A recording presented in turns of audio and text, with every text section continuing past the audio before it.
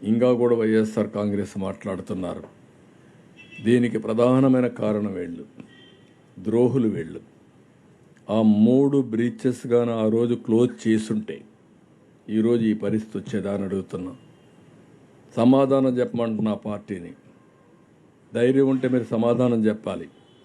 ఆ 3 బ్రిడ్జెస్ మీ కాలంలో పోయినాయా లేదా? ఇది మాకు వారసత్వంగా వచ్చిన సమస్య అవునా కాదా? ఈ వారసత్వంగా వచ్చిన సమస్య 19లో నేను బుడమేరు పైన 5 వర్కులు ఇచ్చి 57 కోట్ల రూపాయలు డబ్బులు శాంక్షన్ చేశాను. ఇవన్నీ కూడా కంప్లీట్ చేయాలని. ఆ 57 కోట్ల రూపాయలు వర్క్స్ క్యాన్సిల్ చేశారు. దీనికి సమాధానం చెప్పమంటున్నా నేను. ఆ రోజు అది ఖర్చు పెట్టుంటే ఈరోజు ఈ సమస్య వచ్చేది కాదు. ఆ గండ్లు పూడ్చుంటే ఈరోజు ఈ సమస్య వచ్చేది కాదు. ఇలాంటి తప్పుడు విధానాలు అవలంబించి ఇష్టానుసారంగా చేసి అడ్మినిస్ట్రేషన్ మొత్తం సర్వనాశనం చేసి ఈరోజు మళ్ళా చెప్పలేదు లేదంటే ఇంకోటి మాట్లాడుతున్నారు. ఈరోజు అన్ని రిజర్వాయర్లు ఫుల్ అయినాయి. ఎప్పుడూ రానంత వర్షం వచ్చింది. 11,90,000 క్యూసెక్స్ డిశ్చార్జ్ ఉంటే 11,43,000 క్యూసెక్స్ వాటర్ వచ్చింది. అది కాకుండా 35,000 క్యూసెక్స్ ఆఫ్ వాటర్ ఇక్కడ బుడమేరులో వచ్చింది. ఈ రెండు కలిపితే ఏదైతే ప్రకాశం బ్యారేజే ఓవర్ఫ్లో అయ్యే పరిస్థితి వస్తుంది. అలాంటి సమయంలో ఒక బాధ్యత కలిగిన వ్యక్తులు మీరు ఏం చేశారని అడుగుతున్నా. ఆ వాటర్ వచ్చిన తర్వాత భవానీపురంలో ఓవర్ఫ్లో అయింది వాటర్. ఫస్ట్ టైం చరిత్రలో భవానీపురం దగ్గర రోడ్డు మీద నీళ్లు క్రాస్ అవుతాయని ఎవరు ఎక్స్పెక్ట్ చేయలేదు. అలాంటిది ఓవర్ఫ్లో అయ్యే పరిస్థితి వచ్చింది. అంటే ఆ రోజు డిజైన్ చేశారు, ఎప్పుడు రాలేదు. 2009లో ఒక్కసారి 10,90,000 వచ్చింది. ఈరోజు దానికంటే 50,000 ఎక్కువ వచ్చింది. ఇంకొక 40,000 అంటే 1,00,000 క్యూసెక్స్ ఆఫ్ వాటర్ ఎక్కువ వచ్చే పరిస్థితి వచ్చింది. దీనిపైన ఈరోజు మిలిటరీని పిలిచాం. గవర్నమెంట్ ఆఫ్ ఇండియాలో ఆర్మీలో ఒక డివిజన్ ఉంటే వాళ్ళని కూడా తెప్పించాం. వాళ్ళు కూడా ఇప్పుడు పనిచేస్తున్నారు. ఇప్పుడు రాత్రికి మీరే చూశారు. ఈరోజు నేను చాలాసార్లు మా వాళ్ళకి చెప్పాను, ఇంకా ఏదో ఎక్కడో కొరత ఉందంటే నేనే ఈరోజు వెళ్ళాను. ఎన్కే పాడుకి వెళ్ళాను. అక్కడ మొత్తం పంటలో వెళ్ళి చూసి వచ్చాను. అక్కడి నుంచి నేరుగా నేను కేసినపల్లికి వెళ్ళి బుడమేరు బ్రిడ్జ్ దగ్గర మొత్తం స్టడీ చేశాను. అక్కడంతా కంప చెట్లన్నీ ఉంటే ఫ్లో సరిగా లేకపోతే ఇక్కడి నుంచి ప్రొక్లైన్స్ పంపించి అవన్నీ క్లియర్ చేయమన్నాను. అదే మరి మధురానగర్కి వచ్చాను. మధురానగర్ ముందు చూశాను. మధురానగర్ ముందు చూస్తే ఏవైతే అక్కడంతా కూడా ఈ ఇండ్లన్నీ కట్టేశారు. ఇండ్లు కట్టేసి మొత్తం ఎన్క్రోచ్మెంట్ చేసి లిస్ట్ ప్రకారం మొత్తం అమ్ముకునే పరిస్థితికి వచ్చారు. తర్వాత అక్కడంతా కూడా ఉంటే మొత్తం చెత్త చెదారం ఇవన్నీ వచ్చి మొత్తం బ్లాక్ చేసే పరిస్థితి వచ్చింది. దాన్ని క్లీన్ చేయలేకపోయారు. దానివల్ల నీళ్లు పోలేని పరిస్థితి వచ్చింది. అది గైడెన్స్ ఇచ్చి నేరుగా ట్రాక్ దగ్గరికి వచ్చాను. ఆ రైల్వే ట్రాక్ మీద ఎక్కి చూశాను. అప్పుడే ట్రైన్ వచ్చింది. ఆ ట్రైన్ వచ్చినప్పుడు నేను కానీ కొంచెం షేక్ అయితే అక్కడ వాళ్ళందరూ అటు ఇటు పరిగెత్తే చాలా కన్ఫ్యూజన్ వచ్చేస్తుంది. అందుకే అందరిని అక్కడ నిలబడుకోమని నేను కూడా అక్కడ నిలబడుకున్నాను. That is how train has passed. అది పోయిన తర్వాత చూసాం అక్కడ ఒక బ్రీచ్ అయింది. ఎగ్జాక్ట్గా రైల్వే ట్రాక్ ఎక్కడైతే ఉందో దాని కిందనే బ్రీచ్ అయింది. నీళ్ళన్నీ పోతున్నాయి. 1,500 క్యూసెక్స్ ఆఫ్ వాటర్ పోతా ఉంది. బుడమేరు నుంచి అక్కడి నుంచి నేరుగా ఏలూరు కెనాల్కి వస్తూ ఉంది. ఈరోజు మళ్ళీ దాన్ని స్టడీ చేశాం. ఈ వ్యవస్థని ఎంత భ్రష్టు పట్టించారంటే 5 సంవత్సరాలు అంత భ్రష్టు పట్టించారు. మామూలుగా బుడమేరు నుంచి ఏలూరు కెనాల్కి షట్టర్స్ ఉన్నాయి నీళ్లు పోయేదానికి. అదే మరి ఏలూరు కెనాల్ నుంచి రైవాస్ కెనాల్కి ఇంకొక షట్టర్ ఉంది. ఇవన్నీ కూడా చూసి అవి ఆపరేట్ చేయమన్నాం. ఎప్పుడు కూడా అవుట్లెట్ నీళ్ళన్నీ ఉన్నాయి. నేను ఈరోజు స్టడీ చేయమన్నాను మా వాళ్ళందరినీ. వాసార్ ల్యాబ్ ఎప్పుడూ నేను డెవలప్ చేశాను కన్సల్టెంట్స్గా. వాళ్ళ బాధ్యత ఏంటి? మొత్తం క్యాచ్మెంట్ ఏరియాలో ఎంత రెయిన్ పడింది, ఎంత వాటర్ వస్తుంది, ఫ్లడ్ ఏ విధంగా వస్తుంది, ఫ్లడ్ మేనేజ్మెంట్ ఏ విధంగా చేయాలని స్టడీ చేస్తే వాళ్ళని కూడా పంపిస్తే ఇక్కడ లేకుండా వాళ్ళు వేరే రాష్ట్రాలకు వెళ్ళిపోయారు. అక్కడ నేను ఇచ్చిన నాలెడ్జ్ని ఉపయోగించుకొని వాళ్ళు కన్సల్టెంట్స్గా తయారయ్యారు. ఇక్కడ ఈ రాష్ట్రంలో వాళ్ళని ఉపయోగించుకోకుండా వేధించి బయట పంపించారు. మళ్ళీ ఇప్పుడు వాళ్ళని పిలిపించి అడిగాను, ఈరోజు మొత్తం ఎక్సర్సైజ్ చేయమంటే ఇప్పుడు కూడా ఒక ఎక్సర్సైజ్ ఇచ్చారు. సాయంత్రం కూడా టోటల్గా 8,386 క్యూసెక్స్ ఆఫ్ వాటర్ వస్తూ ఉంది. ఇది బీడీసీ ద్వారా డిశ్చార్జ్ వచ్చి 7,886 క్యూసెక్స్ జరుగుతూ ఉంది. ఏదైతే నిన్న ఈరోజు 2 బ్రీచెస్ క్లోజ్ చేశాం కాబట్టి ఈ నీళ్లు కృష్ణాకి వెళుతున్నాయి. బీడీసీ ద్వారా కృష్ణా నదికి వస్తున్నాయి.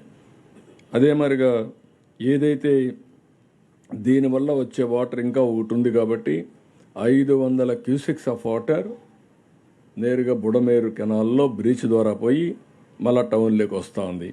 దానివల్ల ఈరోజు చాలామంది మా వాళ్ళు కూడా చెప్పింది కొద్దిగా లెవెల్ పెరిగింది. అది కూడా నోటీస్ చేశాం. అది అయిన తర్వాత ఫోర్కాస్ట్ చూడమన్నాను.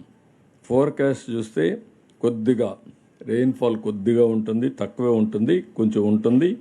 అయితే రేపు 6,000 క్యూసెక్స్ పెరుగుతుంది. 6,000 క్యూసెక్స్ వరకు వస్తుంది. 11 నుంచి 5 గంటల వరకు ఈరోజు రాత్రి మళ్ళీ కొంచెం వర్షం పడి 0.36 TMs ఆఫ్ వాటర్ వస్తుంది. ఇది కొంత వాటరు బీడీసీ ద్వారా పోతుంది. కొద్దిగా వస్తే మళ్ళీ టౌన్లోకి వస్తుంది. టౌన్లోకి రాకుండా చేయాలంటే 3వ రీచ్ కూడా బ్రీచ్ని క్లోజ్ చేయాలి. అది క్లోజ్ చేస్తే మొత్తం వాటర్ అప్పుడు కృష్ణాకి వెళ్తుంది, లేకపోతే ఇక్కడి నుంచి నేరుగా బుడమేరుకి వెళ్తుంది. ఇక్కడ టౌన్లో యాజ్ ఆన్ టుడే ఉండే వాటర్ అంతా అనలైజ్ చేయమంటే 1.2 TMC ఈరోజు మధ్యాహ్నం అన్నారు. ఇంకా 1 TMC ఆఫ్ వాటర్ సిటీలో ఉంది. అది డ్రైన్ చేయాలి, ఆ వాటర్ని తీసేయాలి. ఆ వాటర్ని తీసేయాలంటే ఒకటే మార్గం, ఒకటి ఈ డిశ్చార్జ్ అంతా పెంచాలి, అవుట్లెట్స్ అన్ని పెంచుతున్నాం. అది ఒక 1 డే 1.5 డే పడుతుంది. మళ్ళీ ఎక్కడికక్కడ వాటర్ స్టోరేజ్ ఉంది, బేస్మెంట్లో పల్ల ప్రాంతాల్లో ఉంది, అవి లిఫ్ట్ చేయాలి. దానికి ఎన్ని మిషన్స్ అవసరం అన్ని మిషన్స్ పెట్టమన్నాం. అవన్నీ మేము చేసే పరిస్థితికి వచ్చాం. ఇన్ని ఎక్కడికక్కడ జేసీబీలు పెట్టి క్లీనింగ్ చేయడం, అడ్డంకులు తీయడం ఎన్ని చేస్తున్నాం. ఇన్ని మేము చేస్తూ ఉంటే కనీసం ఎలాంటి ఒక చేతగాని రాజకీయ పార్టీ ఇష్టానుసారంగా మాట్లాడే పరిస్థితికి వస్తున్నారు. చేసిన తప్పును ఎదుటివాడిపైన నెట్టేసి తప్పించుకునే ప్రయత్నం చేస్తున్నారు. అది మీ వల్ల కాదు, అది జరగదు, గుర్తుపెట్టుకోమని హెచ్చరిస్తున్నా. ఈరోజు నేను అడుగుతున్నా, నిన్నటి నుంచి ఎగిరెగిరి పడ్డారు. నేను స్పష్టంగా అడిగాను, ఎప్పుడైనా చరిత్రలో ఇంత పెద్ద వర్షం పడిందా?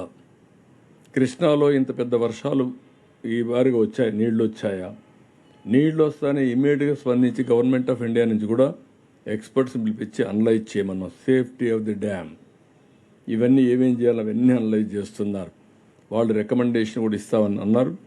అందుకని ఇంకా అవసరమైతే 15 లక్షల క్యూసెక్స్ ఆఫ్ వాటర్ డిశ్చార్జ్ చేయడానికి అవకాశాలు ఉన్నాయి కూడా ఎగ్జామిన్ చేయమన్నాం. ఎంతవరకు పాసిబిలిటీ ఉంటాయి కూడా చూస్తాం. ఇప్పుడు మనం చూసాం, అక్కడ 2 పడవలు వచ్చాయి. ఆ పడవలు వచ్చిన తర్వాత అక్కడ ఉన్నటువంటి గేటుకి సపోర్టింగ్ పెట్టినటువంటి ఇది కూలిపోయే పరిస్థితి వచ్చింది. ఇప్పుడు కన్నయ్యని పిలిపించి వాళ్ళ టెక్నికల్ అసిస్టెంట్ తీసుకొని మళ్ళా ఆ గేట్లు ఏ విధంగా ఫిక్స్ చేయాలో మళ్ళీ అది వర్కౌట్ చేస్తున్నాం. అంటే ఎక్కడ కూడా ఒక్క విషయంలో కూడా అజాగ్రత్త తీసుకోకుండా చాలా డీటెయిల్డ్గా ఇన్వెస్టిగేషన్ చేసుకొని చేస్తూ ఉంటే బాధ్యత లేకుండా ఒక రాజకీయ పార్టీకి ఉండవలసిన లక్షణాలు లేకుండా బురజల్లే కార్యక్రమం చేయడం అది తప్పు. ఇప్పటికే ప్రజలు వీళ్ళ మీద ద్వేషించే పరిస్థితికి వచ్చారు, అసహించే పరిస్థితికి వచ్చారు.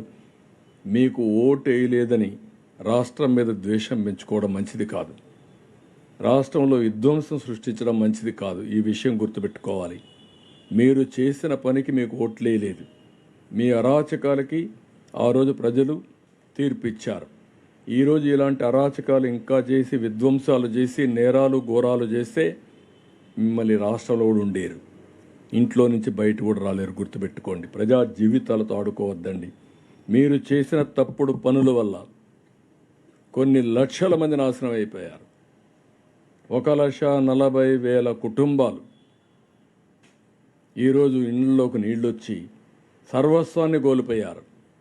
ఇంకొక పక్క 2,50,000 మంది, దగ్గర 2 లక్షలు కాదు, 6,80,000 మంది, 7 లక్షల మంది ఒక వారం నుంచి ఒక మానసిక క్షోభ అనుభవిస్తున్నారు.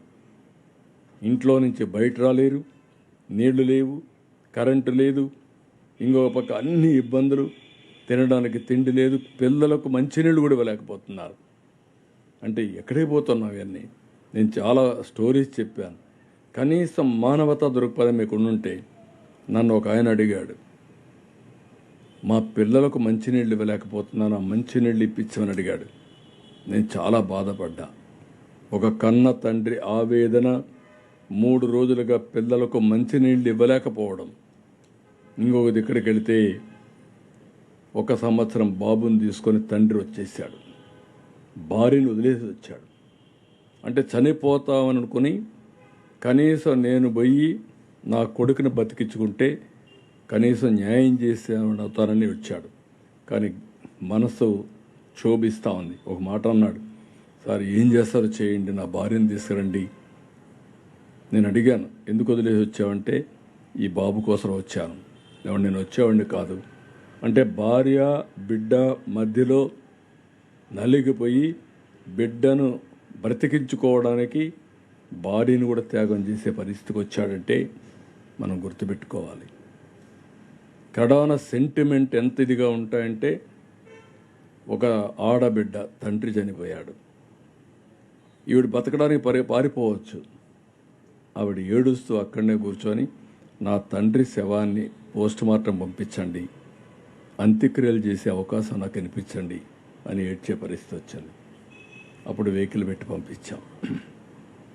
ఇవన్నీ చూస్తే మీకు బాధ్యత అనిపించదు? ఇంత దారుణంగా ఎవరొచ్చినా ఇంత పెద్ద క్రైసిస్ చేస్తే, నేను సాయంత్రం పోతే పబ్లిక్ వాళ్ళ హ్యాపీనెస్ కానీ నా మీద ఉండే నమ్మకంతో పరిగెత్తా వస్తే దండం పెట్టి, కాదు పనులున్నాయి, ముందు నీళ్ళని పోవాల్సిన అవసరం ఉంది, దయచేసి నాకు దారి ఇవ్వండి అని చెప్పి దండం పెట్టి వచ్చాను. అది వాళ్ళ యొక్క బాధ్యత, వాళ్ళు ఇచ్చే ఒక నమ్మకం. ఇక్కడ వీళ్ళని చూస్తే ఇష్టానుసారంగా ఏదంటే చేస్తాం, ఏం చేసి జరుగుతుంది, ఇంకా మేము సాధిస్తాం అంటే మాత్రం కరెక్ట్ కాదు. దీన్ని చాలా తీవ్రంగా ఖండిస్తున్నా, గర్హిస్తున్నా.